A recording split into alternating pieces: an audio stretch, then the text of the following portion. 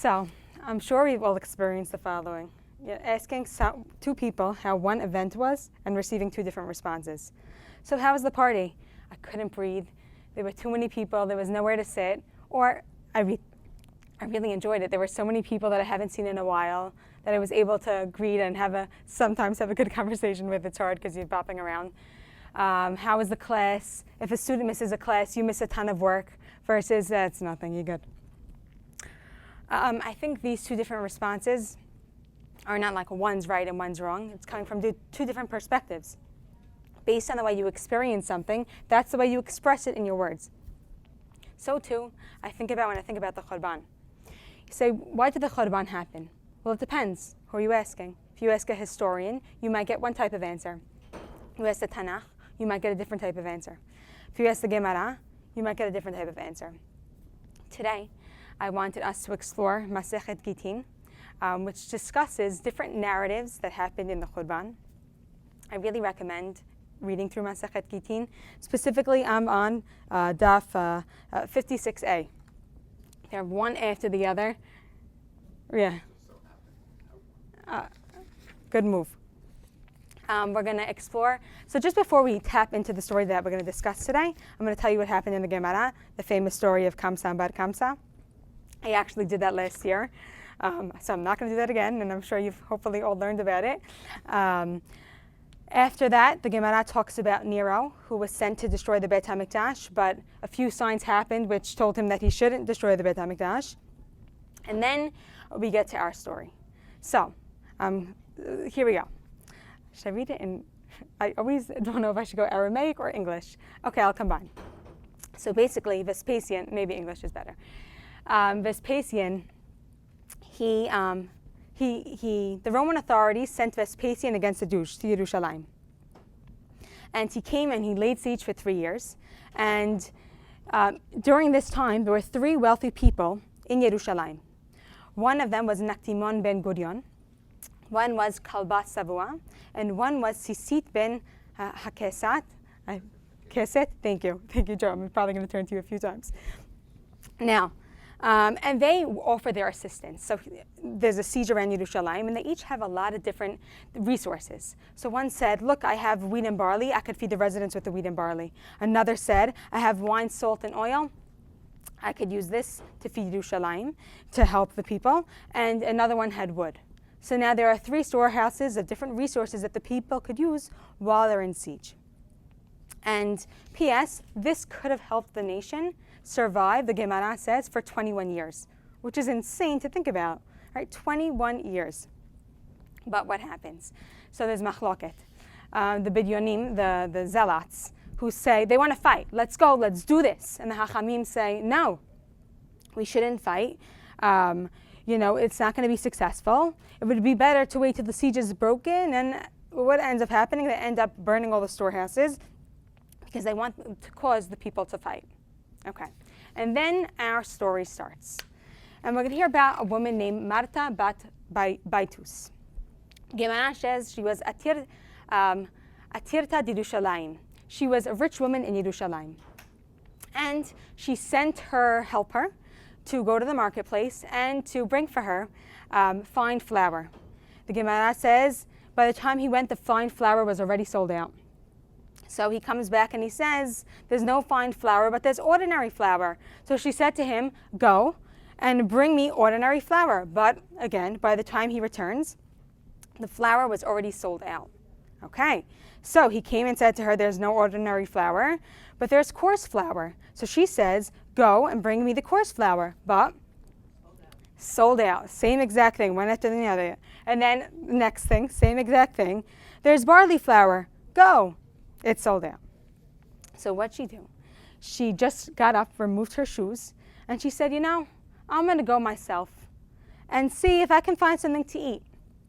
The Gemara says she stepped on dung, which stuck to her foot, and she was overcome by disgust that she died.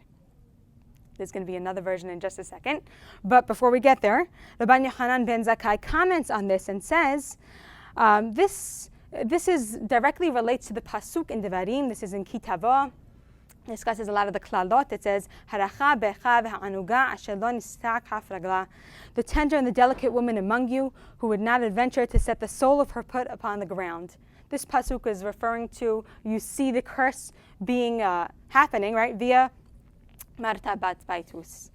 And there is another version of this story that says that, that she didn't step on dung, but rather she ate a fig of Rabbi Sadok. She became disgusted and she died. Now the Gemara, so what are these figs all about? What's going on here? Basically, Rabbi Sadok, he sat 40 years in a ta'anit, praying that Yerushalayim would not be destroyed. And he became emaciated from fasting, that it was visible from the outside of his body. You see him, he ate the food and you see it going down his body. And when he would eat after a fast, they would bring him figs and he would suck out the juice from the fig and then he would spit it out and cast the rest away. And it was this fig that Marta picked up and caused her to die. And then it was further related that as she was dying, she took out all of her gold and silver and threw it in the marketplace. And she said, why do I need this? I don't. And that's the end of our story. Now, I read this story, we're speaking about Marta bat Baitus. I know it's hard to interact on Tish'a BeAb, so you don't have to answer. But what are thoughts going through your mind? What are you thinking?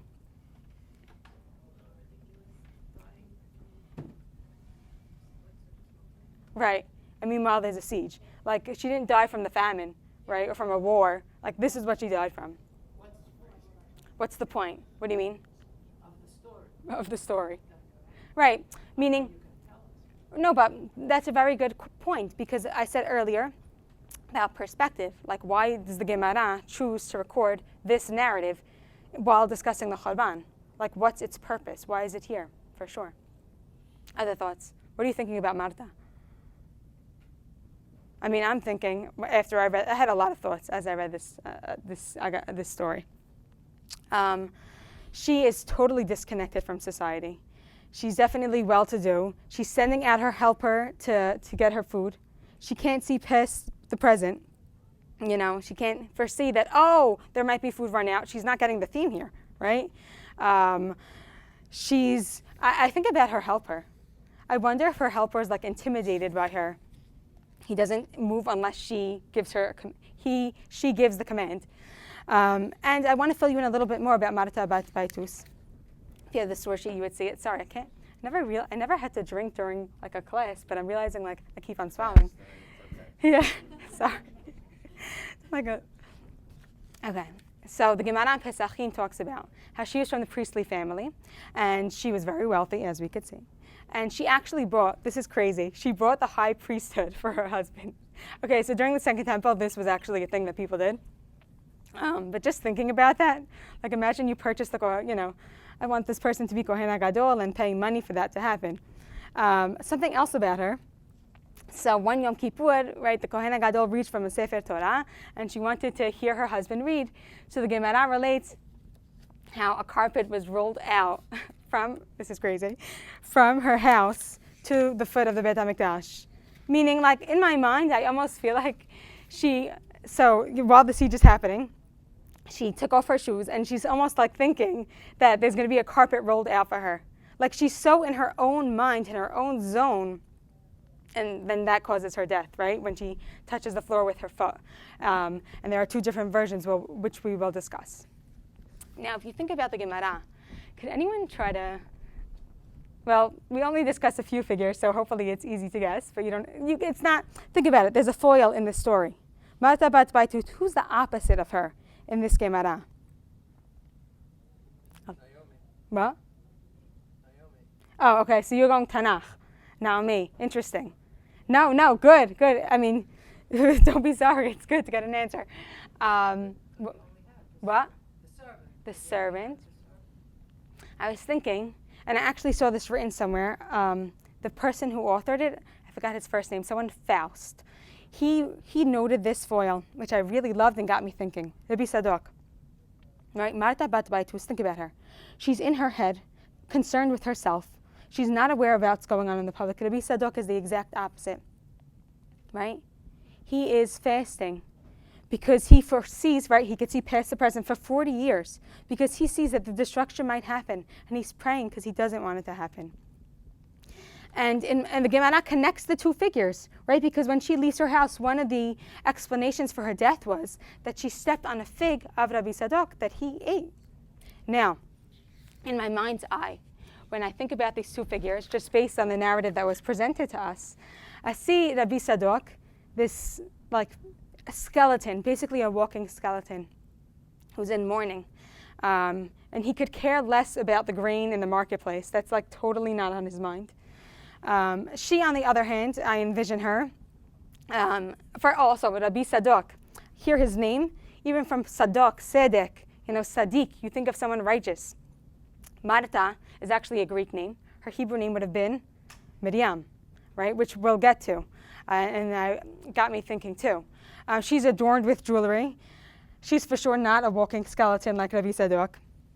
And when she, in my mind, when she, tasted this fig, she almost like experienced the loss that Rabbi Sadok was feeling for 40 years. And she couldn't handle it, like finally getting in touch with reality, and this is the world we're living in, and it causes her death. And now, look, like I said earlier, so why is this here? Who cares? Like, why are Chazal recording this in the Gemara for us to read? And I think Chazal want us to ask, what's the focus in our life? Marta was into herself, into her needs, until the very end when she threw out her jewelry and realized there was no purpose for it. And look, like that doesn't mean obviously, like Rabbi Sadok, we have to care for what goes into our body. We need to make sure we're living, right? He still ate every single day. He didn't just die and kill himself. And so there are obviously, we should be thinking about our clothes, our food, our shoes, etc. But I think the key is the Gemara is saying it. We'll develop this further, but it shouldn't just be me, all about me, what's going on in my life. We should be thinking beyond that. And I think we said Marta, that was a Greek name for Miriam. And when I think about that, I almost think that when you think about Miriam, the figure of Miriam, almost that's hinting to that she had the potential. She could have been Marta, could have been something greater. I think of Miriam, well, the Gemara discusses in Sotah how Miriam, her father, Amram and Yocheved, although this is not stated in Pesukim, her father, Amram, so he was a leader of the generation, and he decided that he was going to divorce his wife. He said, look, this is the decree that Paro decreed to kill all the male baby boys. What's the point of being married and bringing more life into this world? And Miriam was the one who convinced her parents to get back together. She said, look, Paro decreed just on the males. What are you decreeing on the male and the females? You're bringing no life into this world. And she convinces properly, and which causes her parents to get back together. And P.S., I forgot to mention this, I'm sorry. Because a leader is acting in a certain way, that caused others to also divorce from their wives. So Miriam, not thinking about herself, thinking about the future of Am Yisrael, spoke to her father, look what she caused, and Moshe ended up coming into the world, the Goel.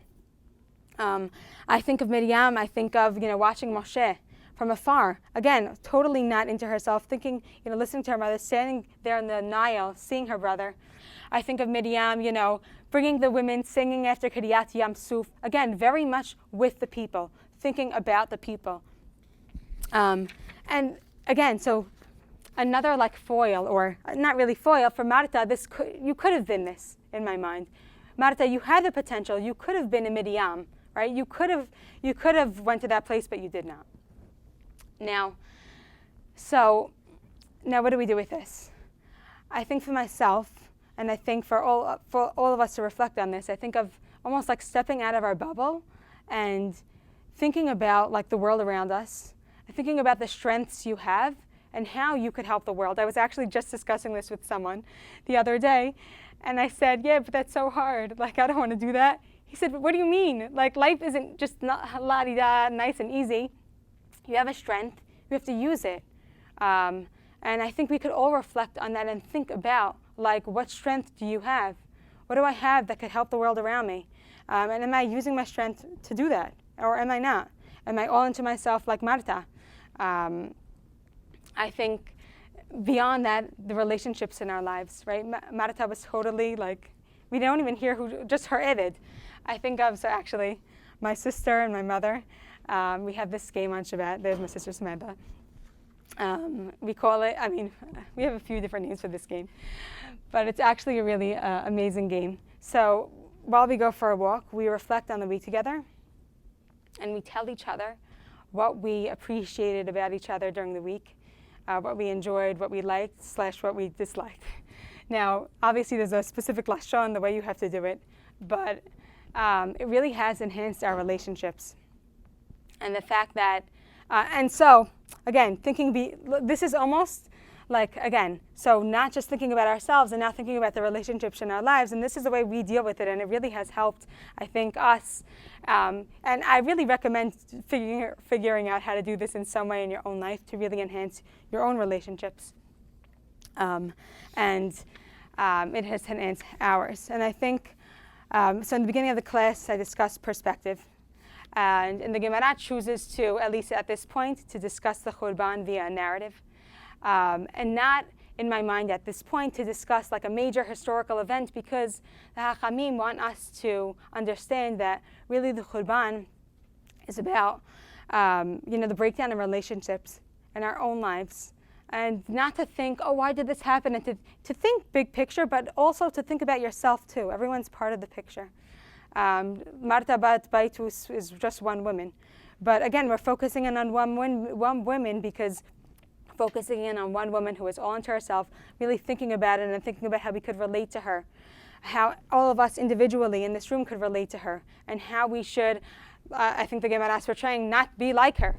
Think about how we have to, again, I'm going to say this again, but I do think this is sort of like the takeaway, to step out of our own bubble, to think about what are my strengths, what is my place in my family, in my community, in the world. What am I doing to help the world around me, to help the community? Is Israel even on my mind, right? Not just thinking about my own self in my house. Also, the other piece is thinking about the relationships in your lives and how you could better them. You reflect upon that. And I know that's what I'm trying to think about this Tish'a BeAb, and I hope you could all walk away and that could help you through this Tish'a BeAb. Thank you.